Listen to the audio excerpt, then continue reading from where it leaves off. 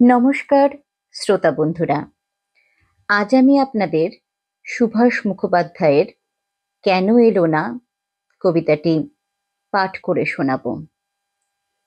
কবির যত দূরে যাই কাব্যগ্রন্থ থেকে এই কবিতাটি নেওয়া হয়েছে।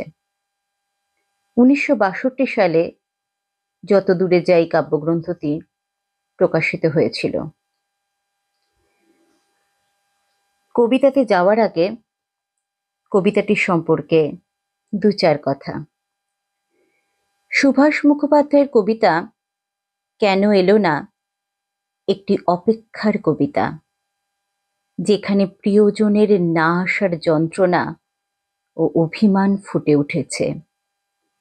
কবিতার বর্ণনাকারী একজন প্রতীক্ষারত প্রেমিক, যে তার প্রিয় মানুষটির অপেক্ষায় দিন রাত এক করে দেয়, কিন্তু সেই প্রিয়জন কখনো আসে না। প্রতীক্ষা থেকে জন্ম নেওয়া হতাশা এবং একাকিত্ব কবিতায় স্পষ্ট।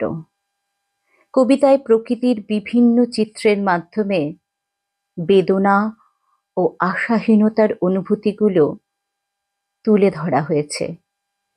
একদিকে যেমন প্রেমিকের হৃদয়ে প্রিয়জনের প্রতি ভালোবাসা প্রবল, তেমনি অন্যদিকে সেই অনুপস্থিতির কারণে সৃষ্টি হয়েছে এক গভীর শূন্যতা। কবিতাটি শেষ পর্যন্ত একটি প্রশ্নের মধ্যে আটকে থাকে, কেন এলো না? যেখানে অপেক্ষা এবং আশার আশা উভয়ই অসীম। শুরু করছি এবারে কেন এলো না কবিতাটির পাঠ। কলমে সুভাষ মুখোপাধ্যায়। সারাটা দিন ছেলেটা নেচে নেচে বেরিয়েছে। রাস্তায় আলো জ্বলেছে অনেকক্ষণ। এখনো বাবা কেন এলো না মা? বলে গেল মাইনে নিয়ে সকাল সকাল ফিরবে। পুজোর যা কেনাকাটা এই বেলা সেরে ফেলতে হবে। বলে গেল সেই মানুষ এখনো এলো না।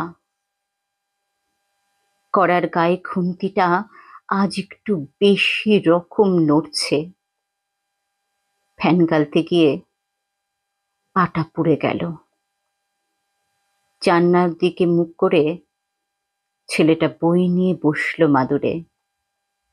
সামনে ইতিহাসের পাতা খোলা, ঘড়িতে টিক টিক শব্দ। কলে জল পড়ছে। ও বাড়ির পাঁচিলটা থেকে লাফিয়ে নামলো একটা গোফলা বেড়াল। বাপের আদরে মাখা খাওয়া ছেলের মতো হিজি ভিজির অক্ষরগুলো একগুঁয়ে অবাধ্য। যতক্ষণ পুজোর জামা কেনা না হচ্ছে নড়বে না। এখনো বাবা কেন এলো না মা? রান্না কোন কালে শেষ, গা ধোয়াও সারা। মা এখন বুনতে বসে কেবলই ঘর ভুল করছে। খুট করে একটা শব্দ, ছিটকিনি খোলার। কে? মা, আমি, খোকা। গলির দরজায় ছেলেটা দাঁড়িয়ে। এখন রেডিওয়ে খবর বলছে। মানুষটা এখনো কেন এলো না? একটু এগিয়ে দেখবে বলে ছেলেটা রাস্তায় পা দিল। মোড়ে ভিড়, একটা কালো গাড়ি। আজ খুব বাজি ফুটছে। কিসের পুজো আজ? ছেলেটা দেখে আসতে গেল। তারপর অনেক রাত্রিরে বারুদের গন্ধে ভরা রাস্তা দিয়ে অনেক অলি গলি ঘুরে মৃত্যুর পাশ কাটিয়ে বাবা এলো, ছেলে এলো না।